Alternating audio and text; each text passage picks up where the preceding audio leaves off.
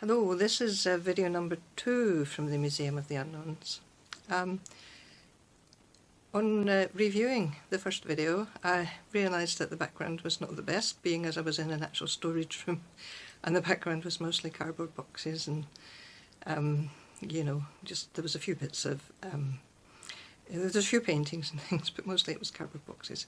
So I've moved to a different part of the house with a nicer background for the video. Some photographs of Farlan and some of Farlan's work that you can maybe see just behind me there. The other thing I realised I'd forgotten to do was actually introduce myself. I told you who I was in relation to Noura and Farlan, but I did not tell you my name, which is Audrey. I also go by Arifa for official purposes because I changed my name many years ago to Audrey, but I didn't make that change official, so I'm still Arifa for official purposes. So I have more lovely work from Noura and Farlan to show you in this video, but I thought I would start with a little bit of background information on who Noura and Farlan are, and maybe a little bit about myself as well. Well, the most interesting one of us in terms of background is actually Farlan, because he is a mystery, because he never really knew who he was, who his real parents were. He was born during the war. He had a falsified birth certificate. There was some doubt as to whether his mother was actually his mother. Certainly his father and the brothers and sisters were very clearly no sort of relation to him. But anyway, he was raised in Birmingham by a lady called Mary Murphy, who may or may not have been his mum. And he was born into poverty. I mean, it was the war, and a lot of people, were in that position. And his kind of entertainment was playing on the bomb site. And it was on the bomb site that he had his first feeling for art and what he might do. And he found, when he was quite young, maybe 4 or 5, he found a piece of wood, and he could see that there was a king trapped in this piece of wood, and he wanted to free the king. So he found a rusty nail and he tried to carve the king out of the wood. I don't know how far he got with that, but it was an interesting early experience of the kind of artist he would become. Certainly there was nothing in the upbringing that he had and the people that were around him to suggest that he would become the kind of artist that he did become. His mother wanted him to be a plumber. That was the height of her ambition for him. But we all need plumbers, but it wasn't the right road for Farlan to take. He was, as a handyman and a carpenter, he was rubbish.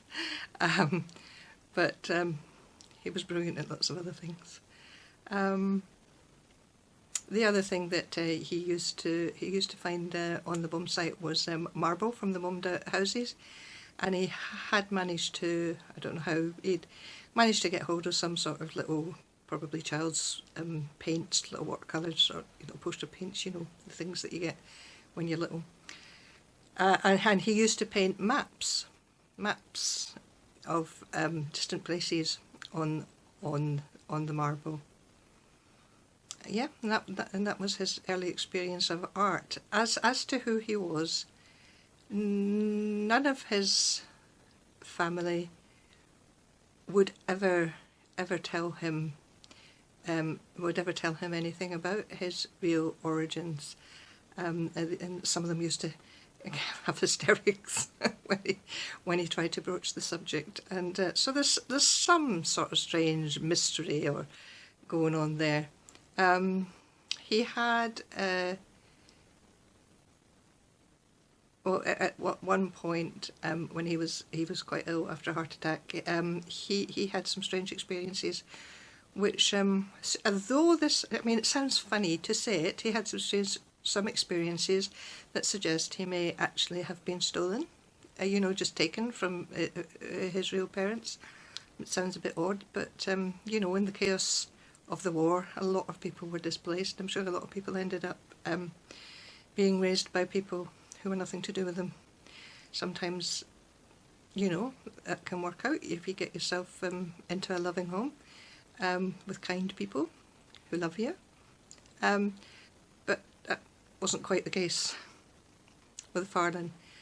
I'm not sure his mother, if she was his mother, was that capable of love, and certainly the brothers and sisters and the man that was in the, you know, that he called father, but was clearly nothing whatever to do to him, was certainly not in that category. So I don't know if there's any real way that we could find out about Farlan's real parents and lineage, because his birth certificate's falsified, and he himself at a certain point just decided to kind of put it behind him and just regard himself as a brand new line, you know. He was starting a new line of Hardys. So as that was Farlan's, that was the way he wanted to deal with it ultimately. Probably we'll just leave it there. But you know, you never know. You never know. You cat coming your way. Do you mind, Sander? Carry on. Where are you going? Thank you. That's a thing, isn't it? Cats and videos. Cats and dogs. So then we'll move on to Noura, and she was born on the Isle of Wight, to quite a large family. Her parents married late. I think they were both in their late 30s, and I think they thought they would be lucky if they, you know, be lucky to have a child, you know. And when they got their first child, I think they thought that was great, you know. And they thought that would be it, but they went on to have another 5. So Noura was one of 6. And I wouldn't say her childhood was idyllic, but the place that she was brought up was idyllic. You know, the Isle of Wight's very beautiful, and she spent a lot of her childhood in the water and playing on the beach and in the sand, with the sand.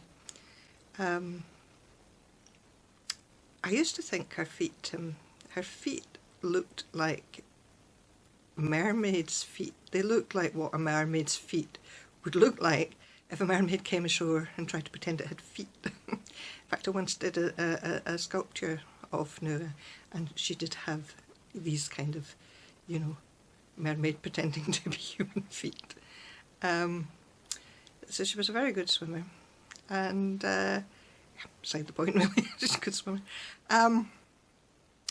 She also, her early experiences, she was painting and writing from a very, very early age. And one of her kind of early experiences was, apparently she went, our family thought she had gone missing one day, and there was a big sort of fuss, and everybody sort of ran around trying to find her. She was very, very young at this point. And eventually, after quite a while, she was found underneath a table, you know, with a cloth on it, so nobody could see her. She was a very quiet child, and she had a mirror. She found a big mirror, and she was absorbed, not by her own reflection, but absorbed by the world that she could see within the mirrors. And in fact, as she got older, she loved painting people looking in mirrors, and mirrors were a big feature in her writing. She did write as a child, but she also, somewhere along the line, she stopped writing. I think, you know, the things happen to you as you're kind of growing up and going through life, and sometimes they're not good things, and they kind of separate you from, you know, the things that you're good at and the things that you like doing. And she didn't write very much for a long time. It was when she was in her late 20s when she was quite ill, and she had lost a baby at birth, and she had other difficulties with having children, and she had come to realise that if she carried on trying to have a family, she would probably die, because she used to get terribly, terribly ill. And so she decided to, I mean, it wasn't quite as kind of, you know, clear cut as I'm making it sound, but she decided she would give up on trying being, giving up on having a domestic life, and sort of being, I mean, she was always going to be a wife, but she'd given up on being a mother and having a family, that kind of domesticity. And she decided that she would, you know, she would take up the writing again. And that's what she would have in her life, rather than having a domestic life.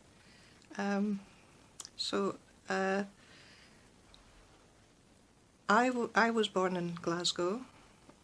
It's central Glasgow Cross.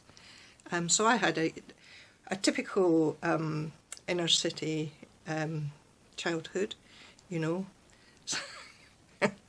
Well, you're thrown out in the streets at about 1.5 years old and left to fend for yourself. Not quite 1.5, but I do remember it at 3 being out playing in the streets with the other kids. And most of us, a lot that was nice about that. I do think 3 is a bit young to shove a child out on the streets in the centre of Glasgow with all the traffic that was going on. But anyway, I survived. Although home life wasn't particularly happy, and I do remember when I was 8 plotting my escape. So, you know, I don't remember a whole lot about it, but you don't plot your escape if you're in a happy, secure and loving home. I don't think so, anyway. I did not myself do any art as a child. That was a world that was completely shut off to me, neither home life nor school life. You know, opened the artistic world to me. It was, and I would not, and when I grew up, I did not regard myself as any sort of artist. It was actually Farlan who opened the way to art for me when I was about 24. He did one of these kind of magic things that he used to do periodically, and just made it possible. Just made it possible for me. And over the years, I've done lots and lots of different kinds of art and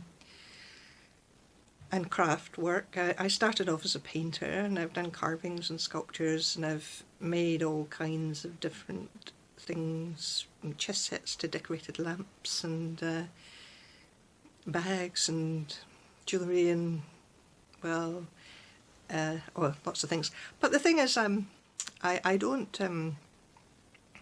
quite regard myself as being in the same category of artist as Noura and Farlan, who very, very definitely had something special to say in their art and something special to give to other people. So the one of the songs that I wanted to show you was, well, there's a little problem with Farlan's songs in that they all have more than one title. You know, they had the title that he gave them, and then they would become known within the family by, you know, one or two different refrains, you know, that were within the song. So this one, I've had actually difficulty remembering what its initial title was. I thought it was called Your Pain Does Fix You to Your Freedom, but it's not. That's just one of the lines in it. And then I thought it was called Red Admiral, which is not. It's just one of the lines in it. It's actually called Moments Been Memories. And this song, we put a kind of little video compilation of Farlan's decorated harmoniums. Farlan had a real penchant for decorating the old-fashioned wooden pedal-powered harmoniums, and he decorated about, I don't know how many exactly, I think maybe 5 altogether. Beautiful big decorated harmoniums, and they're all sold and long gone. So, but we still have the memories, and we still have the pictures of them. So that will give you, because I haven't really properly shown you any of Farlan's paintings, but this song and these images will give you a very good idea of what his painting style is like. And I'll read the other, the second part of chapter 14 of Stonebreaker. And I'll see what else I can find to show you as well. So that will do for now. Bye.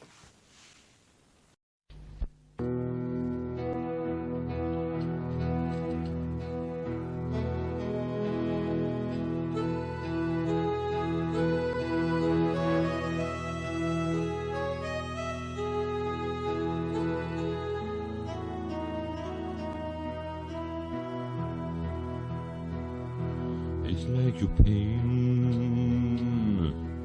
has fixed you in your freedom. Your pain has held you to your dreams. Moments been memories, you see. The red admiral, it flutters through the closed window. The glass is perfected, its transparency has lost its touch. Moments been memories, you see. And the glass reflects nothing and holds nothing and leaves you to be no more. And a change in the air leaves you always a step or two behind your own advancing years. Moments been memories, you see.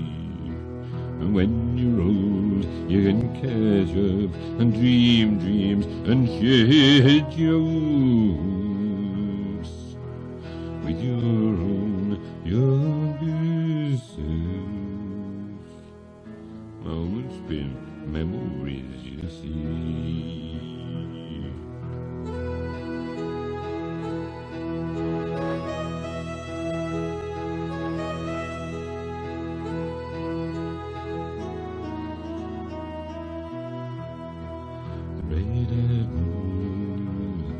Flutters through the closed window, but not a lot of people saw that. No, not a lot of people saw that. Stonebreaker, the second part of chapter 14. An hour later, Tom was still sitting in his bed reading and trying not to feel uncomfortable because there was a strange person asleep in his kitchen. He heard Lloyd get out of the armchair, and he came out of the kitchen, his hair all over the place, still pale, his eyes wide as the eyes of a man who is suddenly awake. the pupils enlarged, and he said, "Sorry, Tom, where's the bathroom?" Tom told him, and he went into the kitchen to make himself a cup of tea. And when he had made it, there was Lloyd closing the door to the hall and looking longingly at the bed. So Tom said, "Why don't you just take the bed?" And Lloyd took off his shoes and collapsed on the bed, falling instantly into that same disturbed sleep. Cursing, Tom took the cushions, disinterred them from the depth of the chair, which stood like a grubby sarcophagus. The chair too large for the room, the chair as four-square as if it was mildewed, outlived opinions. Like a ghost, Tom thought. Someone who had so refused to change their opinions in life, had so stubbornly refused to alter any single thought, that he had even refused to accept the fact of death. The chair, as if in its reticent creaking, as he pulled the cushions from where they were so stolidly settled in its corners, was half living. A zombie, as if it had been for too long permitted to wage its tattered war against what was good and right and clean. The chair, which should have been put aside years ago, and it was only the likes of the landlord who could possibly ever have considered it as having a present use. He put blankets over the cushions and lay down. He felt very self-pitying. So poor, and now he did not even have his beautiful bed, had lost the white embrace of its sheets, that embrace which had been like the only kind and loving smile he had received from anyone when first he came here to live. He drank his tea and felt mildly furious. "I've lost my bed," he thought, "I've lost my bed." Then he felt ashamed of himself. After all, who knew what the man next door had been through to bring him to this plight? And at least, he thought, comforted, he was not homeless. Even these 4 cushions on the kitchen floor were light years better than the street, so much better, it was a theorem impossible to calculate. In the morning, Tom was woken by a crash. Lloyd, tiptoeing round the kitchen, had accidentally dropped a cup into the sink. "Sorry," he said. Tom had been lying the wrong way, and he got up with alacrity to walk around the room, holding his left arm. Lloyd instantly was at his side, asking what he could do. "Painkillers," said Tom. They were on the table in the bedroom, close to his touch if he woke up in such an emergency, and Lloyd hurried to find them. When he could speak, he told Lloyd it was all right. It was often like that. In fact, it was not as bad as it used to be. They had breakfast, and Lloyd said, "I'm sorry, but I need to ask you for your hospitality for a while longer." "That's okay," said Tom, "so long as you tell me what's going on." "Of course," said Lloyd. "You wouldn't happen to have a cigarette, would you?" "Sorry, no," said Tom. There's a tobacconist round the corner, a 5-minute walk away." But it seemed Lloyd did not want to go out. Tom asked how long it had been that Lloyd had been without sleep before he arrived the night before, and it took Lloyd a while to think, and he said, 2 days, and bad sleep for some time before that." 2 days, said Tom. "Yes," said Lloyd. He was still pale, and his eyes were still wide. He looked about him often, as if alert to every sound, to every alteration in the light on the walls. He was still drawn, and though he had all his wits about him, he looked as if one night's sleep was probably not going to put him back in order. "Didn't you sleep at all?" Tom asked. "No," said Lloyd. "I dozed a couple of times, but you learn it's better not to fall asleep." He was clearly so shaken, when he was not a man who would be shaken, that Tom put on his coat and went to get him cigarettes. He was relieved, though, when Lloyd took out his wallet and passed over money, quite a lot of money, for expenses, he said, though it worried Tom as he wondered just how long his guest planned on staying. The morning had a fresh feel to it. The summer was giving way, those hot, bright days were all in the past. It had been raining in the night, and the streets looked scrubbed. The trees at the end of the road were just beginning to yellow.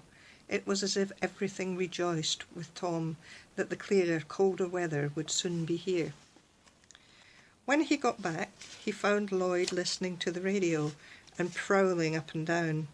He took the cigarettes eagerly and said, "I am supposed to be giving up," as he lit one, and said, "Well, I had given up, but I started again about a week ago." He paused, looking at the tip of his cigarette, and then he said, "No, it was more than a week ago." Tom asked what was his work, and Lloyd said he was a journalist. Freelance, he had worked for one of the big newspapers, but he had recently lost his job. Just then, Tom's phone rang. It was Jeff. He was ebullient.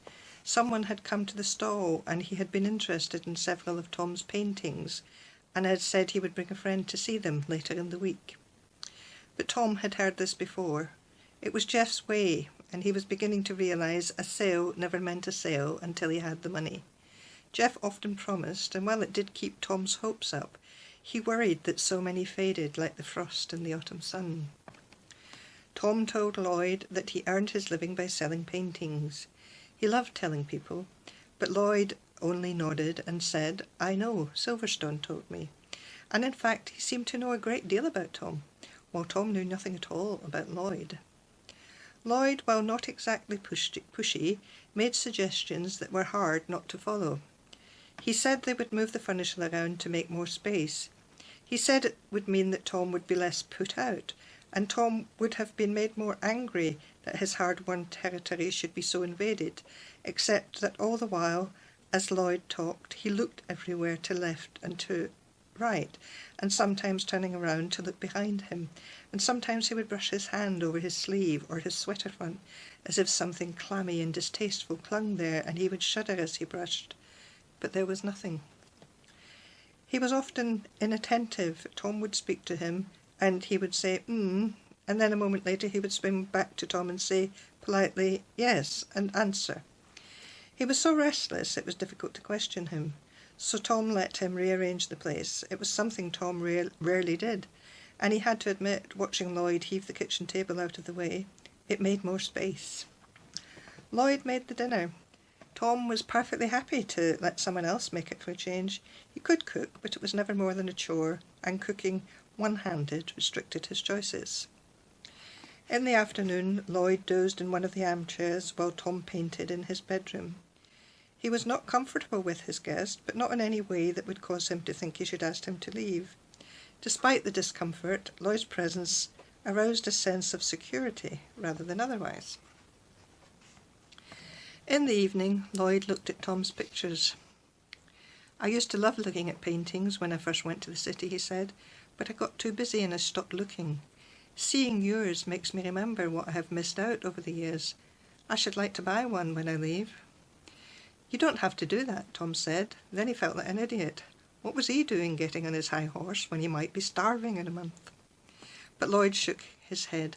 "I should like to buy one to put on my wall," he said. "I don't have many pictures for my wall because I never see anything I like. Anne was always telling me off about it, but I would like one for my wall." "Anne?" asked Tom. "My ex-wife," said Lloyd. "We divorced. It's 2 years now. She's fine. She's found someone else. We talk, though, sometimes." Sitting in the kitchen, they could hear the wind which had so beguiled Tom last winter as it searched the windows, as it moaned against the ill-fitting latch of this old house. Tom had liked it, but clearly it made Lloyd very uncomfortable. He kept looking around and then off into the corners of the room. He began to speak. "It started about a month ago," he said.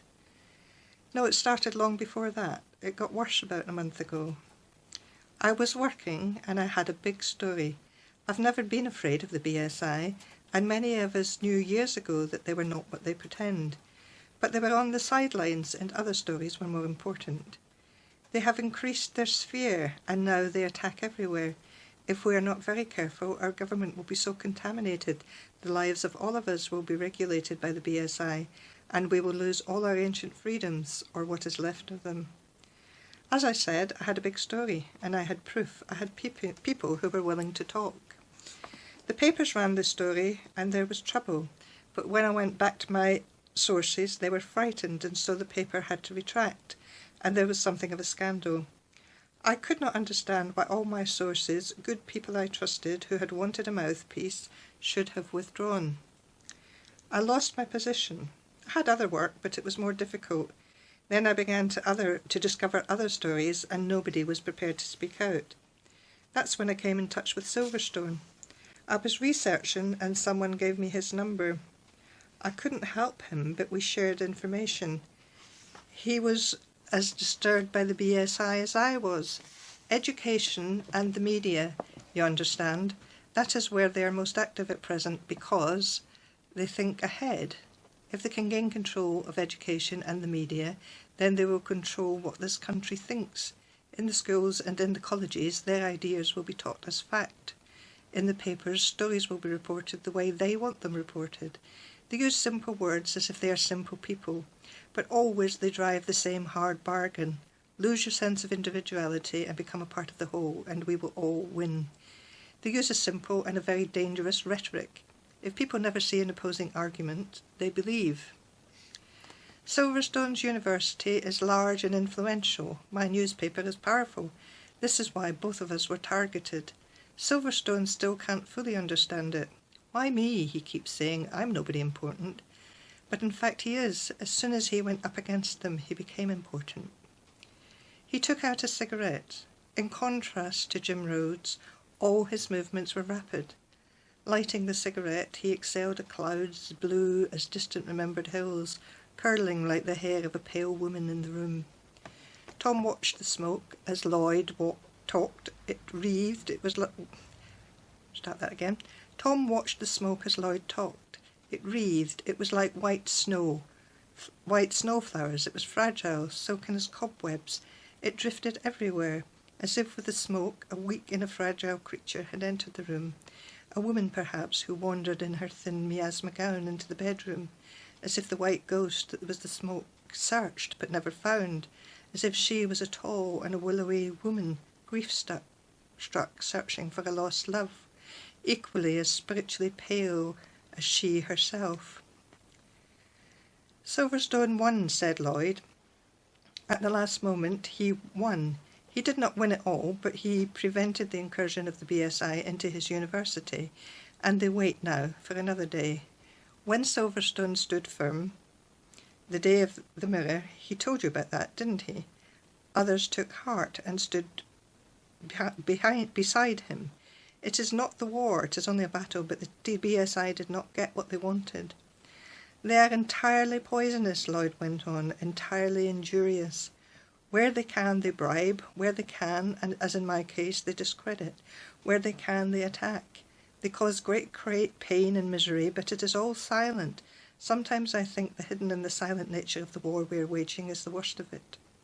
Tom was quiet, waiting for what else Lloyd had to say. I was very naive, said Lloyd. We all were very naive. We thought we knew how it worked. We thought we knew how our enemies were. We knew about the capacities of intrusive technologies and of the way our words can be warped and moulded. We knew the weapons, and those weapons are terrible enough. But we were children and we knew nothing. We thought we started evenly matched, and we did not. There was so much we did not know. He put out his cigarette and he looked towards the window. His look was intrepid, thoughtful, but still far too alert, as if he were alert to dangers of which Tom knew nothing, as if he had seen where Tom, for all his life experiences, had not. And it frightened Tom, and made him want to know what Lloyd was talking about, made him want to know chapter and verse, and have it spelt out clearly, with emphasis, so that there were no more of these hintings and subtleties of speech. What is it then? He asked abruptly, his nervousness making him angry. We thought we knew what they had. We thought we knew so much. We were so modern, so sophisticated, and we knew nothing. It was all so simple, said Lloyd. He had a good voice, and it was pleasant to hear, and he said, why, good old, economical, organic, biodegradable, old-fashioned magic, of course. That is what we never understood we were against.